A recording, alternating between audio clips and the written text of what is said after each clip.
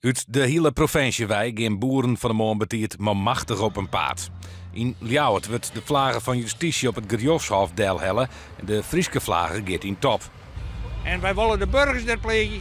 Wij willen even zien laten dat we nog net eens zijn met wat er gebeurt. Dat stikstofbeleid, dat weer alleen nog maar een druppeltje. Dat weer de lont in het kruidvat. En dat gaan ze goed ondersteunen. En ze zijn er net van zo. De dieken rennen intussen vol, met grote vertragingen ten gevolg. Benamen rondom het Jereveen. De boeren lieten haar een jaren bij het wetterschip. De verenigingen, die binden gewoon. Maar die ben net alleen van het wetterschip, de provinciale opzinten gaan omheen. Nou, de OZB stijgt in de meeste gemeentes. Nou, de energierekening gaat omheen. Ja, het rekken is alle jaar. Dus ik snap wel dat de meesten in protest komen. Maar daarom gaan wij eigenlijk een gesprek houden. Ze hebben de rotonde afgesloten, dus ik ga geen capriolen uithalen om de vent weg te doen. Dus ik blijf gewoon staan.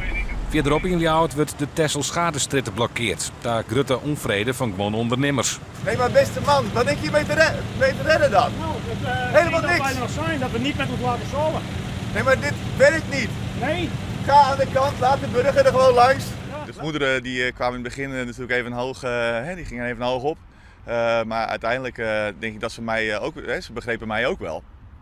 Dat kwam naar voren, maar ze gaven ook wel aan van ja, ze staan er ook voor hun bedrijf. En dat snap ik natuurlijk ook wel weer vanuit de ondernemers. Maar goed, aan de andere kant, ik vind het gewoon een stel kleine kinderen op deze manier. Ze krijgen hun zin niet en natuurlijk snap ik dat het hun bedrijf aangaat. En dan snap ik ook dat ze daar boos over zijn en dat mag ook. Ze hebben daar organisaties voor. Ze kunnen in debat met de politiek, lokaal, maar ook in Den Haag. Daar moeten ze het halen en niet hier. Burgemeester Buma begrijpt die onvrede, maar vindt ook dat de boeren het recht hebben om een demonstratie te vieren. Ja, voor de burgemeester hield dat demonstreren is een recht, een groen recht. En dat moet ik kennen. En er is oorlijst, dat begrijp ik voor orenmensen. Dat is ik een verantwoordelijkheid voor de mensen die demonstreren. Wij proberen dat met de politie en de gemeente zo goed mogelijk in banen te leiden. Het is natuurlijk wel zo dat er orenmensen hebben die hebben oorlijst. Die willen naar hun werk, die willen naar de dokter, die willen naar school. Dus het is zeker aan de boeren om te begrijpen dat er ook orenmensen in de steden, in de provincie binnen, die naar hun werk maken. Maar dan blijft altijd een steen. We hebben hier een demonstratie rojocht en dat hield Joert in deze gemeente. Later op de dij nemen de boeren de in haar eigen linkse media op de korrel.